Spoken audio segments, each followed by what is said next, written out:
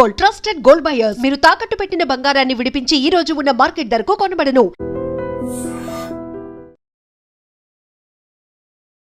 ఇదొక real story కాదు, ఇదొక రియల్ ఫిక్షన్ కాదు, కానీ this is the real fire which is happening in between Israel and Iran. ఏ క్షణాన ఏ మిసైల్ ఎప్పుడు పేలుతుందో తెలీదు. ఇవాల్టి మిత్రులు రేపు ఎవరికి శత్రువులుగా మారుతున్నారో, ఇవాల్టి శత్రువులు రేపు ఎవరికి మిత్రులు అవుతారో కూడా అర్థం కాని సినారియో.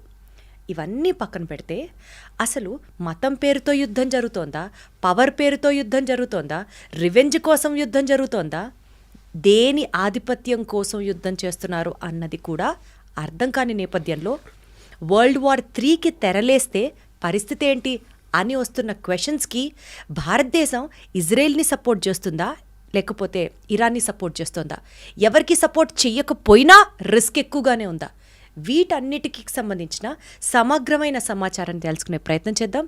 నాతో మాట్లాడడానికి senior journalist, a man of huge wisdom, Suresh Kochattil గారు ఉన్నారు. సార్ నమస్తే. నమస్తే.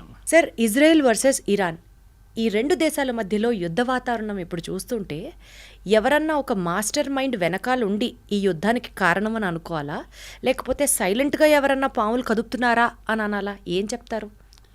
దీనికి ఒక ఫ్లాష్ బ్యాక్ ఉందమ్మా. ఫ్లాష్ బ్యాక్ వెళ్ళాల్సి వస్తుంది. ఇజ్రాయెల్ ఎప్పటి నుంచి ఒక దేశంగా ఫామ్ అయిందో 1948లో అందరికీ స్వాతంత్రం వస్తుంది, ఇజ్రాయెల్ స్టేట్గా ఫామ్ చేసుకున్నారు వాళ్ళు ఇప్పుడున్న మేజర్ పోర్షన్ ఆఫ్ వాళ్ళ ల్యాండ్ ఇజ్రాయెల్ దగ్గర ఉన్న టెల్ అవీవ్ కానీ మిగతా ప్లేసెస్ కానీ హైఫా కానీ ఇదంతా వాళ్ళు డబ్బులు పెట్టి కొనుక్కున్నారు. ఆ టైంలో 48, 46, 47లో మొత్తం డెజర్ట్ ఉండేది కంప్లీట్గా, అక్కడ ఏం లేదు. సో అక్కడున్న అరబ్స్ ఏం చేశారంటే, ఇక్కడ ఏం చేసుకుంటాం మనం, ఈ పంటలు ఏం చేసుకోలేము, ఇక్కడ అసలు నీళ్ళు లేవు, ఎందుకు పనికిరాని ప్లేస్ అని చెప్పేసి ఇజ్రాయలీస్కి జూస్కి ఇది అమ్ముకుంటే వెళ్ళిపోయారు ల్యాండ్. అది వీళ్ళు కొనుక్కొని మొత్తం పోర్షన్ వాళ్ళ దగ్గర వచ్చినప్పుడు వాళ్ళు స్టేట్ ఆఫ్ ఇజ్రాయెల్ ఫామ్ చేసుకున్నారనమాట. స్టేట్ ఆఫ్ ఇజ్రాయెల్ ఫామ్ చేసిన తర్వాత మన అందరికీ తెలుసు, జూస్కి ముస్లిం నేషన్స్కి ఎప్పుడు పడదు. ఇప్పుడున్న ఇజ్రాయెల్ చుట్టుపక్కల ఉన్న జార్డన్, సిరియా, లెబనన్, ఈజిప్ట్, ఇంకా ఇటువైపు పాలెస్టైన్, వీళ్ళెవరికి ఇజ్రాయెల్తో పడదు. అందరికన్నా ముందు మనకు తెలుసు 6 Day వార్ ఒక వార్ జరిగింది ఇజ్రాయెల్ మీద. ఈ అందరు కలిసి దాడి చేసిన 6 Day వార్లో వీళ్ళందరూ ఒకటే జాయింట్గా ఆపరేట్ చేసి ఇజ్రాయెల్ మీద దాడి చేసినా కానీ ఇజ్రాయెల్ గెలిచారు ఆ వార్. దాంట్లో చాలా మట్టుకు ఈజిప్ట్ దగ్గర ఉన్న కొంచెం ల్యాండ్, జార్డన్ దగ్గర ఉన్న కొంచెం ల్యాండ్ మొత్తం గుంజుకున్నారు ఇజ్రాయెల్. తర్వాత మనం చూసాం Yasser Arafat PLO, Palestine liberation organization చీఫ్గా ఉండి టెర్రరిస్ట్ గ్రూప్ నుంచి వాళ్ళకి నార్మల్ గ్రూప్కి వచ్చారు. దాని తర్వాత ఇట్సాక్ రబీన్తో అగ్రిమెంట్ సైన్ చేసి పీస్ అగ్రిమెంట్ సైన్ చేసినప్పుడు ఒక శాంతి వాతావరణం వచ్చింది ఆ ఏరియాలో. కానీ దాని తర్వాత వర్సెస్ ఆ మిగిలిన 6 నేషన్స్కి శాంతి వాతావరణం వచ్చిందని చెప్తున్నా. అంటే వాళ్ళందరూ వెనుకకి వెళ్ళిపోయారు. పిఎల్ఓ మెయిన్గా ప్యాలెస్టైన్ లిబరేషన్ ఆర్గనైజేషన్ ఇజ్రాయెల్ని అంగీకరించారు. Israel has a right to exist అని. ఎందుకంటే అరబ్స్కి ఒక ప్రాబ్లం ఏంటంటే ఇజ్రాయెల్ అని రాష్ట్రం ఉండకూడదు. ఈ బేసిక్ ఇప్పుడున్న కూడా అదే ప్రాబ్లం. మీరు చూడండి, ఇరాన్ ఏమంటున్నారు, Israel has no right to exist అంటే ఇజ్రాయెల్ ఒక దేశంగా ఉండకూడదు, వాళ్ళని మొత్తం వైపౌట్ చేయాలి, జూస్ అనే కమ్యూనిటీ ఉండకూడదు. ఇది వాళ్ళు ఇప్పుడు కాదు, ఇది మన కింగ్ సోలమన్ టైం నుంచి వస్తున్నాం మనం. ఇన్ఫ్యాక్ట్ లోకంలో ఒకటే దేశం ఉంది, ఎప్పుడైనా జూస్కి పారిపోయి వచ్చినప్పుడు వాళ్ళని రండి మా దగ్గర ఉండండి అని చెప్పడానికి లోకంలో ఒకటే దేశం ఉండే ఆ టైంలో. You're talking of from the king Solomon time నుంచి, అది భారతదేశం. నాకు ఇప్పుడు కూడా గుర్తుంది, మా ఇంటి నుంచి కేరళలో ఉన్న మా విలేజ్ నుంచి 16 కిలోమీటర్ దూరం క్రాంగనూర్ అని చెప్పి పెద్ద ఒక పోర్ట్ ఉండే ఒక టైంలో. దాని తర్వాత ఒక సునామీ వచ్చినప్పుడు మొత్తం కొట్టుకుపోయింది. అది 17th century 16th centuryలో. అప్పుడు దాన్ని కొడుంగలూరు అంటారు ఆ ప్లేస్ని. వెరీ సీకోస్ట్ దగ్గర ఉంటుంది. జూస్ వచ్చి ఫస్ట్ ల్యాండ్ చేసిన ప్లేస్ అది ఇండియాలో. ఇంకోటి ముంబై వైపు కూడా ల్యాండ్ అయ్యారు, అప్పుడు బాంబే. అక్కడ కూడా అక్కడున్న రాజు రండి మాతో ఉండండి అని చెప్పి వాళ్ళకి స్థలం ఇచ్చారు. ఇక్కడ కూడా వాళ్ళకి పెద్ద ఒక స్థలం ఇచ్చారు. వాళ్ళు ఫస్ట్ సినగాగ్ అక్కడ కట్టుకున్నారు, అంటే వాడు గుడి అనుకోండి. అక్కడ నెక్స్ట్ వాళ్ళు కొచ్చిన్కి వెళ్ళారు. మీరు ఇప్పుడు కూడా కొచ్చిన్కి వెళ్తే జ్యూ టౌన్ అని పెద్ద టౌన్ ఉంది అక్కడ, ఓల్డ్ కొచ్చిలో, ఫోర్ట్ కొచ్చిలో. కంప్లీట్ జ్యూస్ ఉండేటోళ్ళు అక్కడ, కానీ ఇప్పుడు అందరు వెళ్ళిపోయారు. ఇప్పుడు ఒక 20 మంది ఉన్నారు అక్కడ అంతే. సో చాలా తక్కువ, కానీ అక్కడ పెద్ద ఒక సినగాగ్ ఉంది, చాలా బ్యూటిఫుల్ సినగాగ్ అది. సో జ్యూస్ అనే ఒక కమ్యూనిటీని మనం ఎట్లా అంటే వాళ్ళని ఉండనీయట్లేదు. ఈ అరబ్ నేషన్స్కి జ్యూస్ అంటే అస్సలు పడదు. అది ఇప్పుడు కూడా చూడండి, ఎవరైనా కానివ్వండి, ఇప్పుడు వీళ్ళ కాన్సెప్ట్ ఏంటంటే from the river to the sea is Palestine అని. రివర్ అంటే జార్డన్ రివర్ ఒకవైపు, సీ ఒకవైపు. ఇక్కడ ఇజ్రాయెల్ ఉన్నారు, ఇటువైపు జార్డన్, ఇటువైపు ఏమో ఇప్పుడున్న గాజా స్ట్రిప్. అంటే ఇజ్రాయెల్ ఉండకూడదు నడిమిట్ల, జార్డన్ నుంచి గాజా దాకా, అక్కడి నుంచి సీ దాకా మొత్తం వాళ్ళ దేశమే ఉండాలని చెప్తున్నారు. ఎవరు? ప్యాలెస్టీనియన్స్ వాళ్ళు. ఇది అంగీకరిస్తున్నారు అరబ్ నేషన్స్ అందరూ. ఇన్ఫ్యాక్ట్ ఈ పీస్ డీల్ సైన్ చేసిన తర్వాత కూడా మనకందరూ తెలుసు, దానికన్నా ముందు మ్యూనిక్ ఒలింపిక్స్లో 11 మంది ఇజ్రాయేలీ అథ్లీట్స్ చంపారు పిఎల్లో. దాని తర్వాత పెద్ద గొడవ జరిగింది. వీళ్ళందరినీ ఎవరో చంపారో వాళ్ళందరినీ పట్టుకొని పిఎల్లో వాళ్ళని ఒక్కరి తర్వాత ఒకరు చంపారు సార్ ఇజ్రాయెల్. అప్పుడు ఇజ్రాయెల్ తెలిసింది ఏంటంటే మాకు సర్వైవ్ చేయాలంటే మాకు ఛాన్స్ లేదు, మాకు ఆప్షన్ లేదు, we have to fight to survive. ఎవరు వారిని సింపథైజ్ చేయరు. సింపథైజ్ చేసే చాలా తక్కువ నేషన్స్ ఉన్నారు. ఇన్ఫ్యాక్ట్ ఇందిరాగాంధీ టైంలో పిఎల్ఓకి సపోర్ట్ చేశారు, మన ఇజ్రాయెల్ సపోర్ట్ చేయలేదు, ఒక టెర్రరిస్ట్ ఆర్గనైజేషన్ సపోర్ట్ చేశారు. ఇప్పుడు కూడా మన హమాస్ని ఒక టెర్రరిస్ట్ ఆర్గనైజేషన్గా డిక్లేర్ చేయలేదు, ఈవెన్ మోదీ గవర్నమెంట్ వచ్చిన తర్వాత కూడా. కానీ దానికన్నా ముందు ఇంకా దారుణ పరిస్థితి ఉండే. పిఎల్ఓ లాంటి టెర్రరిస్ట్ ఆర్గనైజేషన్ని భారతదేశం సపోర్ట్ చేస్తుండే. ఓకే, సరే ఆ హిస్టరీ అయిపోయింది. యాసిర్ అరాఫాత్ని ఇజ్రాయెల్ వాళ్ళు చంపేశారు, అది అందరికి తెలుసు. ఫుడ్ పాయిజనింగ్ చేసి ఆయన అవుట్ చేసేసారు కంప్లీట్గా. దాని తర్వాత వాళ్ళు next in command take over చేసుకున్నారు, కానీ వాళ్ళని అందరినీ హమాస్ తెరిమి కొట్టి బయటకు చేసేసారు. Okay, Hamas is a terrorist organization. Hamas main sponsor Iran. ఇప్పుడు మనం హిస్టరీకి వస్తున్నాం, ప్రజెంట్ డే హిస్టరీ, పాత హిస్టరీ నుంచి ప్రజెంట్ డే హిస్టరీకి వస్తున్నాం. అటువైపు లెబనన్ ఆ కంట్రీలో క్రిస్టియన్ కంట్రీ ఉండేది. ఒక 10-20 సంవత్సరాల ముందు క్రిస్టియన్ కంట్రీ, అది ఇప్పుడు టోటల్ ఇస్లామిక్ అయిపోయింది. అక్కడ ఉన్న క్రిస్టియన్స్ 16% ఎంత ఉన్నారు, వాళ్ళు కూడా అక్కడి నుంచి పారిపోతున్నారు. ఎవరు లేరు ఇప్పుడు అక్కడ, ఎక్కువ ఉన్నారు 6-10% ఉన్నారు అంతే. అక్కడ హెజ్బుల్లా అని చెప్పి ఇంకొక టెర్రరిస్ట్ ఫోర్స్ని ఇరాన్ సపోర్ట్ చేస్తున్నారు. అంటే ఏం చేస్తారు, వీళ్ళకి డబ్బులు ఇస్తారు, వీళ్ళకి ఆయుధాలు ఇస్తారు, వీళ్ళకి కావాల్సిన టెక్నాలజీ ఇస్తారు, వీళ్ళకి కావాల్సిన మారల్ సపోర్ట్ ఇస్తారు, అన్నీ చెప్పిస్తారు ఇరాన్. సో మనకి హమాస్ అయిపోయింది, ఇటువైపు హెజ్బుల్లా అయిపోయింది. హమాస్ అని టెర్రరిస్ట్ ఆర్గనైజేషన్ అక్కడ ప్యాలెస్టీన్ అథారిటీ అని ఉండే, అంటే నడిపించడానికి, అంటే మన వెస్ట్ బ్యాంక్ కానివ్వండి గాజాని అడ్మినిస్టర్ చేయాల్సింది. అక్కడున్న గవర్నమెంట్ పేరు ప్యాలెస్టీనియన్ అథారిటీ, అది పిఎల్ఓ నుంచి వచ్చింది, యాసిర్ అరాఫాట్ టైం నుంచి వచ్చింది అనమాట. కానీ హమాస్ వాళ్ళని ఉండనియట్లేదు అక్కడ. అసలు మీరు అసలు మీరేం చేయకూడదు ఇక్కడ, మీరు పక్కన జరిగిపోండి అని చెప్పి గాజా నుంచి తరిమి కొట్టేశారు బయటికి. వాళ్ళు ఉన్నది ఇప్పుడు వెస్ట్ బ్యాంక్లో ఉన్నారు అంతే, ఇటువైపు. సో గాజాలో ఉన్న టెర్రరిస్ట్ గ్రూప్. మూడోది హూతీస్. యమన్లో మీకు తెలుసు, యమన్లో పెద్ద ఒక సివిల్ వార్ జరిగిన తర్వాత హాఫ్ యమన్ టెర్రరిస్ట్ గ్రూప్ దగ్గర ఉంది, ఇంకొక హాఫ్ గవర్నమెంట్ దగ్గర ఉంది, వాళ్ళ గవర్నమెంట్. ఈ terrorist group financed again Iran, మొత్తం డబ్బులు ఇచ్చి ఆయుధాలు ఇచ్చి. హూతీస్ అంటారు వాళ్ళు. So 3 H's, Houthi, Hezbollah, Hamas. వీళ్ళు ముగ్గురు కలిసి ఇజ్రాయెల్ మీద ఎప్పుడు దాడి చేస్తూనే ఉంటారు. సూసైడ్ బాంబ్ అటాక్ ఉండొచ్చు. మనం మర్చిపోకూడదు, చాలామంది అరబ్స్ ఇజ్రాయెల్లో ఉంటారు, పనిచేస్తారు ఇజ్రాయెల్లో, కానీ అప్పుడు కూడా ఇజ్రాయెల్ వాళ్ళని ఉండనిస్తున్నారు, ప్రాబ్లం లేదు. కానీ అప్పుడప్పుడు ఏం చేస్తారంటే ఈ గాజా వైపు నుంచి వచ్చిన వాళ్ళు ఎవరైనా, లేకుంటే ఈ గ్రూప్ నుంచి ఎవరైనా సూసైడ్ బాంబ్ చేస్తారు. బస్ స్టాండ్ దగ్గరనో లేకుంటే సోల్జర్స్ వెళ్తున్న అక్కడ చెక్ పోస్ట్ కాడ వెళ్ళి సూసైడ్ బాంబింగ్ చేస్తారు. అది ఇజ్రాయెల్ తర్వాత స్ట్రాటజీ యూజ్ చేసి దాన్ని అడ్డుకున్నారు. ఇదంతా మొదలైంది ఎక్కడంటే October 7th మనకు అందరు తెలుసు, 2 సంవత్సరాల ముందు October 7th ఇజ్రాయెల్ మీద గాజా నుంచి పెద్ద ఒక దాడి జరిగింది. మేజర్ ఇంటెలిజెన్స్ ఫెయిలియర్ అది, దాంట్లో డౌట్ లేదు. 1000 మంది కనుక చనిపోయారు, 1200 మందిని కిడ్నాప్ చేసి తీసుకెళ్లారు, మన అందరికి తెలుసు అది. దాంట్లో ఇప్పుడు కూడా 48 మంది వాళ్ళ దగ్గర ఉన్నారు, పాలస్టీనియన్ టెర్రరిస్ట్ దగ్గర ఉన్నారు, హమాస్ దగ్గర. హమాస్ ఏం చేశారంటే అక్కడున్న హెల్త్ మినిస్ట్రీ వాళ్ళ దగ్గర ఉంది, అక్కడున్న హాస్పిటల్ కానివ్వండి, స్కూల్ కానివ్వండి, దాని కింద ఇరాన్ నుంచి వచ్చిన డబ్బులు పెట్టి ఒక 10 సంవత్సరాల నుంచి టనల్స్ కట్టుకున్నారు, అండర్గ్రౌండ్ టనల్స్. ఈ అండర్గ్రౌండ్ టనల్స్లో దాచుకుంటారు, ఎందుకంటే వీళ్ళు పైన ఎక్కడ ఉంటే ఇజ్రాయెల్ వచ్చి బాంబ్ చేసేస్తారు. సో టనల్స్లో ఉంటారని వాళ్ళ స్ట్రాటజీ అది. కానీ ఇజ్రాయెల్ ఇంటెలిజెన్స్ నేను చెప్పినట్లు మొస్సాడ్ వాళ్ళ చాలా ఎఫెక్టివ్, వాళ్ళకి పిన్ పాయింట్ అక్యురసీతో చెప్తారు ఈ బిల్డింగ్లో ఉన్నారు అని క్లియర్గా చెప్పినప్పుడు కొడతారు. అది ఇస్మాయిల్ హనియా ఇరాన్లో కొట్టినట్లు కానివ్వండి, నస్రుల్లాని మన లెబనాన్లో కొట్టినా కానీ, వీళ్ళందరినీ ఎక్కడున్నా కానీ ఇక్కడున్న హమాస్ వాళ్ళ టెర్రరిస్ట్ గ్రూప్ లీడర్స్ కూడా టార్గెట్ స్పెసిఫిక్ కొడతారన్నమాట. సో ఏం చేస్తారంటే ఇప్పుడు హమాస్ని కంప్లీట్గా ఫినిష్ చేసేసారు, కానీ ఇప్పుడు కూడా గాజాలో నడుస్తుంది, డైలీ 2-3 ఇజ్రాయలీ సోల్జర్స్ చనిపోతున్నారు. కానీ ఆల్మోస్ట్ వైప్అవుట్ చేసేసారు గాజా నుంచి. అటువైపు బ్యాచ్ మొత్తం అయిపోతుంది, కానీ ఇంకా ఉన్నారు వాళ్ళు ఒకళ్ళిద్దరు. వాళ్ళు హైలీ ట్రైన్డ్ వాళ్ళు, అంటే హైలీ ట్రైన్డ్ అంటే మోటివేటెడ్. అదే టైంలో లెబనాన్ వైపు మొత్తం ఫినిష్ చేసేస్తారు అక్కడ కూడా. నస్రుల్లాని చంపిన తర్వాత నెక్స్ట్ లెవెల్ లీడర్షిప్ వచ్చిన తర్వాత వాళ్ళని కూడా చంపేశారు. సో నెక్స్ట్ వచ్చి హూతీస్ని యుఎస్ చూసుకుంటున్నారు. బాంబింగ్ వేసినప్పుడు అక్కడ వాళ్ళు మిసైల్ వీళ్ళందరికీ ఆయుధాలు ఇచ్చేది ఇరాన్. ఇన్ని సంవత్సరాల నుంచి ఎవరు వీళ్ళని పట్టించుకోలేదు.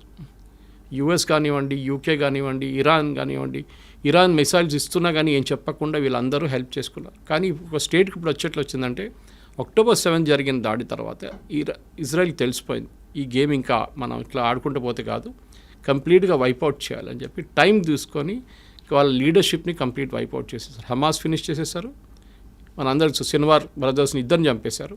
ఇటువైపు ఏమో నస్రుల్లాని చంపారు, అటువైపు ఏమో ఇస్మాయిల్ హనియాని ఫినిష్ చేసేసారు. వీళ్ళందరు లీడర్స్ కూర్చుంటుంది ఖతార్లో, అది మర్చిపోకూడదు మనం. అది ముస్లిం బ్రదర్హుడ్ కానివ్వండి, మీరు ఈ హమాస్ కానివ్వండి, లెబనీస్ మిలిషియా కానీ వీళ్ళందరూ కూర్చుంటుంది ఖతార్లో ఉంటారు. ఇరాన్ బ్యాకింగ్ ఉంటుంది. ఇరాన్కి సౌదీ అరేబియాకి పడదు, ఇరాన్కి బహ్రెయిన్కి పడదు, ఇరాన్కి యమన్కి పడదు, యమన్కి ఇరాన్కి ఒమాన్కి పడదు. ఇలా Iran is a Shia nation. Shia nation అంటే సార్, షియా అంటే వీళ్ళ ముస్లిమ్స్లో 2 గ్రూప్స్ ఉంటారు. షియా మైనారిటీ, మన హైదరాబాద్ వైపు చాలామంది షియాస్ ఉంటారు ఇక్కడ, ఎందుకంటే నిజాం ఒరిజినలీ ఫస్ట్ పర్షియా, వీళ్ళు షియాస్ అన్నమాట. ఇక్కడ సున్నీస్ మెజారిటీ ఉంటారు, 90% ఆల్మోస్ట్ సున్నీస్ ఉన్నారు వరల్డ్ వైడ్. వీళ్ళకి ఎప్పుడు ఇద్దరికి పడదు. దే డోంట్ బిలీవ్, వాళ్ళ కాన్సెప్ట్ అలాగ ఉంటుంది, ప్రాఫెట్ మొహమ్మద్ నుంచి వచ్చే కాన్సెప్ట్ అలాగ ఉంటుంది. అది కాకుండా వీళ్ళకి అంటే ఇంకా చాలా గ్రూప్స్ ఉన్నాయి. అహ్మదియాస్ ఉన్నారు, అహ్మదియాస్ని అయితే ముస్లిమ్స్ అని అసలు అంగీకరించారు ఎవరు, షియాస్ సున్నీస్ ఇద్దరు. సో మన దగ్గర కూడా చూస్తాం, మన పాకిస్తాన్ వైపు నిన్న కూడా దాడి జరిగింది అహ్మదియాస్ మీద అన్నమాట. సో చాలా మటుకు ముస్లిమ్స్లో చిన్న చిన్న గ్రూప్స్ ఉన్నాయి, కానీ మేజర్ గ్రూప్స్లో సున్నీస్, షియా. సో ఈ షియా నేషన్ ఉన్న ఇరాన్ని వీరెవరు సీరియస్గా తీసుకోరు.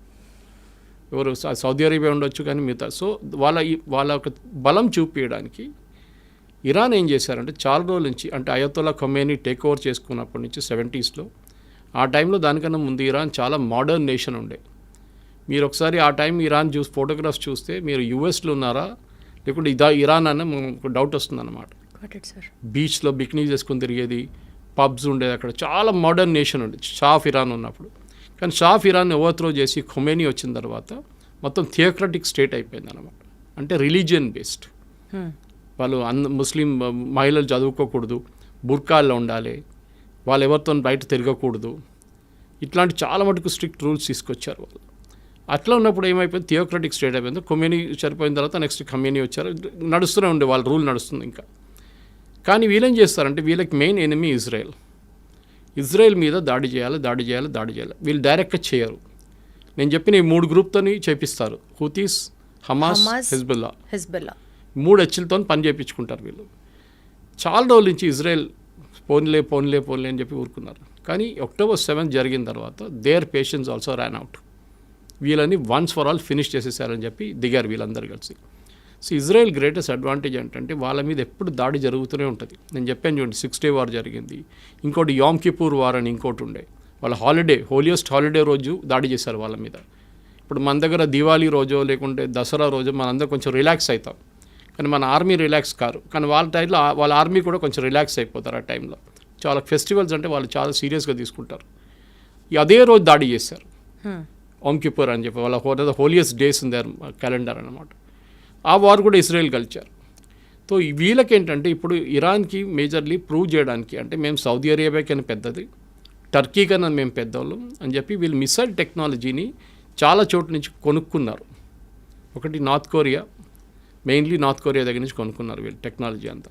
ఇంకోటి కొంచెం టర్కీ దగ్గర నుంచి కొనుక్కున్నారు. ఈ టెక్నాలజీని వీళ్ళు వాడుకున్నారు. దీని తర్వాత వీళ్ళు న్యూక్లియర్ అంబిషన్స్కి వచ్చేసారు. అక్కడే ప్రజెంట్ గొడవ అంతా మొదలైందన్నమాట. So you have to understand the historical context. దానికోసం మీకు ఫ్లాష్ బ్యాక్ అని చెప్పాను. 100% సార్, నాకు అంతా అర్థమైంది. థ్యాంక్ యూ సో మచ్, ఎంత క్లియర్గా ఎక్స్ప్లెయిన్ చేసినందుకు. ఫస్ట్ ఆడియన్స్కి కూడా హిస్టరీ తెలిస్తే ఇంకా ఎక్కువ ఫాలో అవుతారు.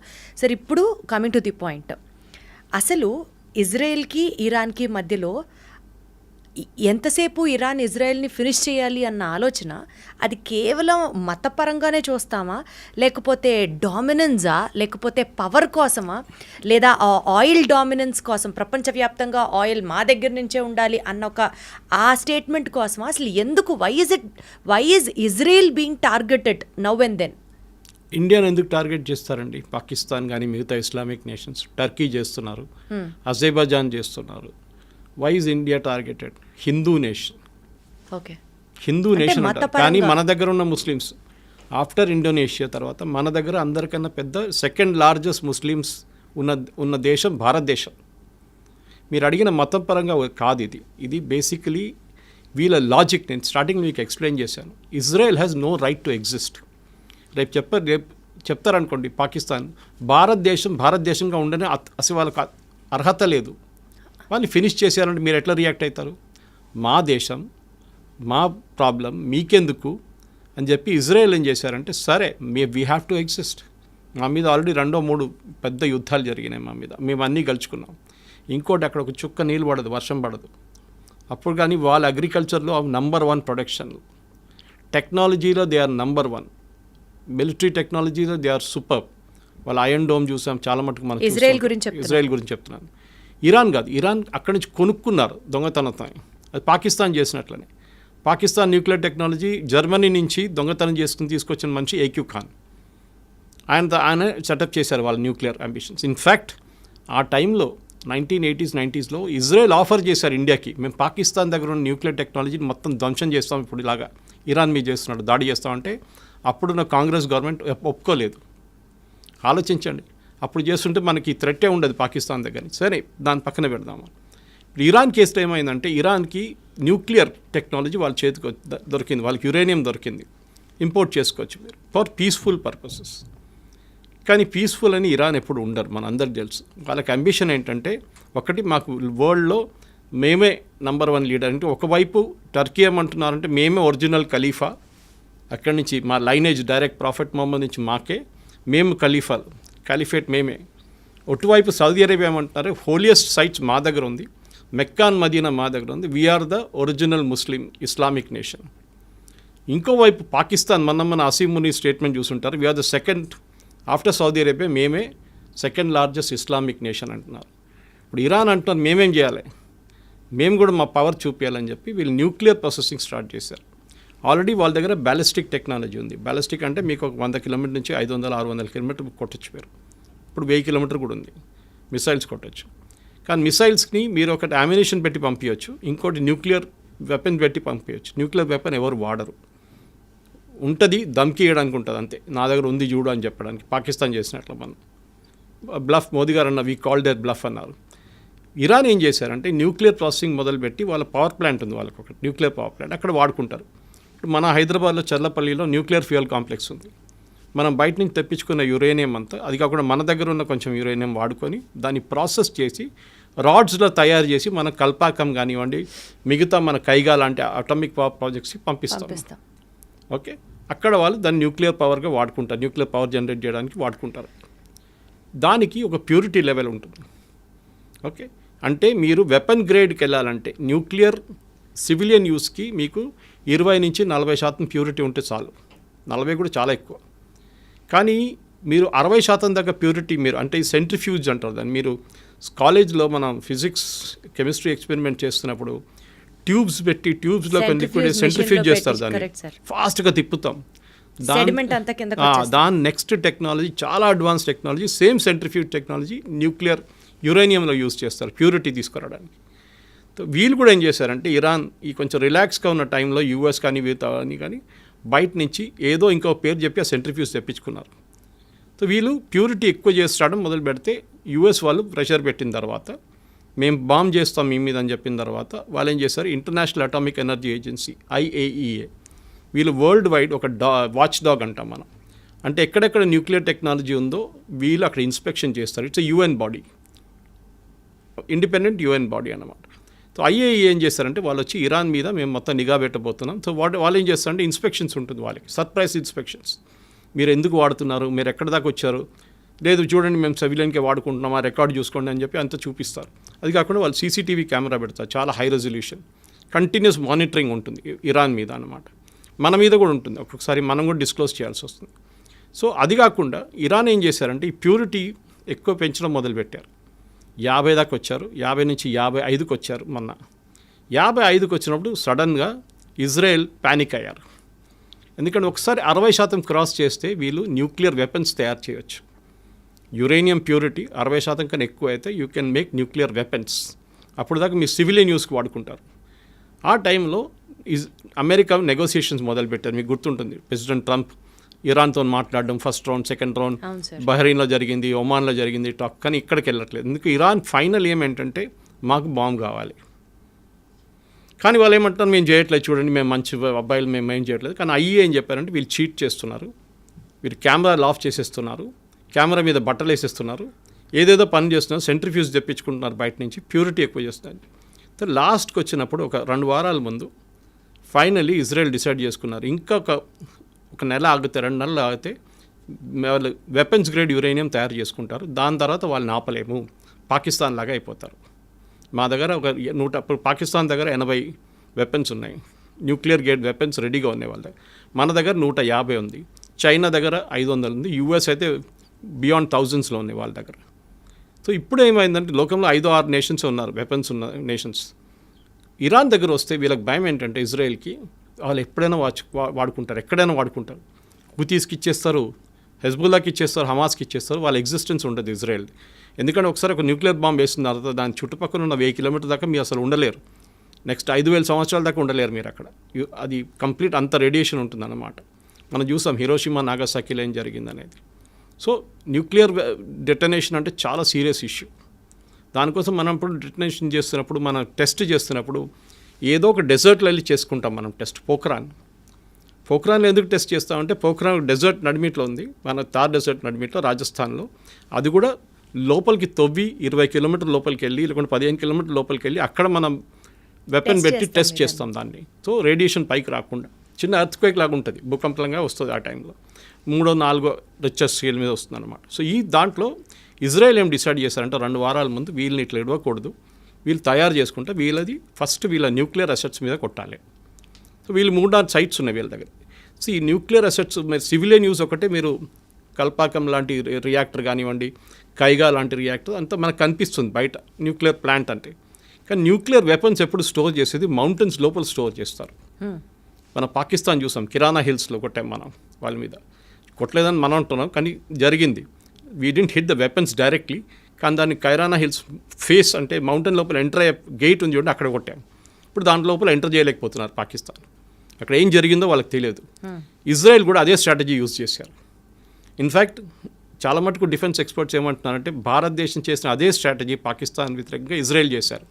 ఒకటి, ఫస్ట్ వాళ్ళు ఏం చేశారంటే వాళ్ళ ఎయిర్ డిఫెన్స్ కొట్టుపడేశారు మొత్తం. మనం కూడా అదే చేస్తాం. Exactly sir. Chinese air defence system ఉండే మొత్తం ధ్వంసం చేసిన తర్వాత మనకు ఫ్రీ రైడ్ అయిపోయింది. మనకి వాళ్ళ ఎయిర్క్రాఫ్ట్ టేక్ ఆఫ్ చేయలేకపోయినారు, మన రన్వేని కొట్టాం. సో దేవర్ స్టక్. మన వాళ్ళకి ఫ్రీ టైం దొరికింది, మిసైల్స్ కూడా ఎట్లా కావాలంటే అట్లా కొట్టారు మన వాళ్ళు. కానీ ఇప్పుడు ఏం జరిగింది, ఇజ్రాయెల్ కూడా అదే చేశారు ఇరాన్ మీద. కానీ ఇరాన్ దగ్గర ఒక అడ్వాంటేజ్ అంటే పాకిస్తాన్ దగ్గర కాకుండా వాళ్ళ దగ్గర మిసైల్స్ చాలా ఉన్నాయి. ఓవర్ ద ఇయర్స్ ఈ హమాస్, హూతీస్కే వాళ్ళు ఆల్మోస్ట్ 40,000, వీళ్ళు హెజ్బుల్లాకి ఆల్మోస్ట్ 30,000 నుంచి 40,000 మిసైల్స్ ఇచ్చారు వాళ్ళు. దాంట్లో చిన్న మిసైల్స్ ఉంటాయి, పెద్దది ఉంటాయి, బ్యాలిస్టిక్ ఉంటాయి, అన్నీ ఉంటుంది. అది కాకుండా ఇరాన్ దగ్గర కూడా 1,200 మిసైల్స్ ఉన్నాయి వేరియస్ కెపాసిటీస్లో. ఒకటి కొన్ని 100 కిలోమీటర్ డిస్టెన్స్ ఉంటే ఒకటి 500 కిలోమీటర్ డిస్టెన్స్ కొడుతుంది అనమాట. కొన్ని అట్మాస్ఫియర్కి వెళ్ళి మళ్ళీ రీఎంటర్ అవుతుంది. దాన్ని ట్రాక్ చేయడం చాలా డిఫికల్ట్. మన దగ్గర బ్రహ్మోస్ ఉంది చూడండి, అట్లాంటిది. సో వాళ్ళు ఇంకో పేర్లు ఉన్నాయి దానికని, మనం బ్రహ్మోస్ అని వాడుకుంటాం. మన దగ్గర అగ్ని ఉంది, మిగతా మన దగ్గర చాలా మటుకు రేంజ్ మిసైల్స్ ఉన్నాయి అనమాట. నాగ్ ఉంది అందరూ, యాంటీ ట్యాంక్ మిసైల్స్. ఇరాన్ ఏం చేస్తారంటే ఇప్పుడు ఈ జరిగిన దాడిలో ఫస్ట్ వాళ్ళ మీద దాడి జరిగినప్పుడు ఇజ్రాయెల్ ఏం చేశారంటే వాళ్ళ మేజర్ కమాండర్స్, ఆర్మీ చీఫ్ కానివ్వండి, వాళ్ళ ఎయిర్ ఫోర్స్ చీఫ్ కానివ్వండి, వాళ్ళ మేజర్ ఆర్మీ కమాండర్స్ని 10 మందిని చంపేశారు. సూపర్ ఇంటెలిజెన్స్ అంటే వీళ్ళు ఎక్కడ కూర్చుంటారో ఎవరికి తెలియదు, వాళ్ళకే తెలియదు, వాళ్ళ తోడున్న వాళ్ళకి తెలియకుండా ఇస్రాయెల్లో ఉన్న మొసాడ్ వాళ్ళు ఇరాన్లో వచ్చి అక్కడ ఉండి చేపించారు ఇది. ఇప్పుడు మీకు ఇక్కడ వచ్చే ముందు రికార్డింగ్ ఒకటి వింటున్నాను, వీళ్ళ మొబైల్ ఫోన్స్ ట్రాక్ చేశారంట. అప్పుడు వీళ్ళు ఏం చేశారు, మొబైల్ ఫోన్ ఆఫ్ చేసి పెట్టేస్తారు. మీరు మొబైల్ ఫోన్ ఆఫ్ చేస్తే మిమ్మల్ని ఎవరు ట్రాక్ చేయలేరు టెక్నికల్గా. కానీ అది కూడా ఇజ్రాయెల్ దగ్గర టెక్నాలజీ ఉందంట. మొబైల్ ఆఫ్ చేస్తే పెడితే కూడా టెక్నాలజీ మీ మొబైల్ని ట్రాక్ చేస్తారంట. So Israel is super duper smart. టెక్నాలజీలో వాళ్ళని, అది కాకుండా ఇంటెలిజెన్స్లో మొసాడ్ లాంటి ఏజెన్సీని ఈవెన్ అమెరికన్ సిఐ పనికిరాదు. Got it. They are super. ఇప్పుడు కాదు, ఫస్ట్ టైం కాదు. వాళ్ళ మ్యూనిక్ ఒలింపిక్స్లో 11 మంది అథ్లీట్స్ని చంపిన వాళ్ళలో 8 మంది వచ్చి చేశారు. మెయిన్ టెర్రరిస్ట్ 8 మందిని వాళ్ళు చంపారు. తర్వాత ఒక్కరినైతే ఒక 20 సంవత్సరాల తర్వాత వెళ్ళి బ్రెజిలియన్ జంగిల్లో వెళ్ళి కొట్టారు. ఆలోచించండి. మొసాడ్ ఇస్ చాలా సూపర్. వాళ్ళు చాలా ప్లేసెస్లో అసాసినేషన్ చేశారు ఇలా ఎనిమీస్ మీద అనమాట. ఇజ్రాయెల్ ఎనిమీస్ ఎక్కడకుండా వాళ్ళ మీద చేశారు. అది కాకుండా ఇప్పుడు జరిగిన మొన్న దాంట్లో ఫస్ట్ వీళ్ళ ఆర్మీ లీడర్షిప్ మొత్తం కొట్టేశారు. న్యూక్లియర్ సైంటిస్ట్ని చంపేశారు. దీనికన్నా ముందు కూడా చేశారు. ఈవెన్ యూఎస్ చేశారు. సొలైమానీ బాంబింగ్ ఒకటి ఉండే, ఫేమస్ బాంబింగ్ ఒకటి, అక్కడ కూడా వాళ్ళు చేసింది అదే. ఇప్పుడు మన హెజ్బుల్లా బాంబింగ్ చూసాం. హెజ్బుల్లాది మీటింగ్ జరుగుతున్నప్పుడు నస్రుల్లాని కొట్టారు. అది కూడా బంకర్ 3 ఫ్లోర్ల కింద. బంకర్ బస్టర్ బాంబ్ అంటారు దాన్ని. అంటే బాంబు పైనుంచి డ్రిల్ చేసుకుంటూ పోతుంది. డ్రిల్ చేసి వెళ్ళి కింద ఎక్కడ ఉందో అక్కడ వెళ్ళి కంప్లీట్ బ్లాస్ట్ అయిపోతుంది అనమాట. షాక్తో చనిపోతారు, మంటలేమి ఉండదు. ఈవెన్ నసరల్లా బాడీ అట్లనే దొరికింది ఇంటాక్ట్. ఈ డైడ్ ఆఫ్ షాక్. ఇజ్రాయెల్ మనకు అదే బాంబ్ బాలాకోట్లో ఇచ్చారు. బాలాకోట్ బాంబింగ్ భారతదేశం చేసినప్పుడు మన పుల్వామా అటాక్ తర్వాత వీ డిడ్ బాలాకోట్ వాళ్ళ టెర్రరిస్ట్ గ్రూప్ మీద అటాక్ చేసాం పాకిస్తాన్లో.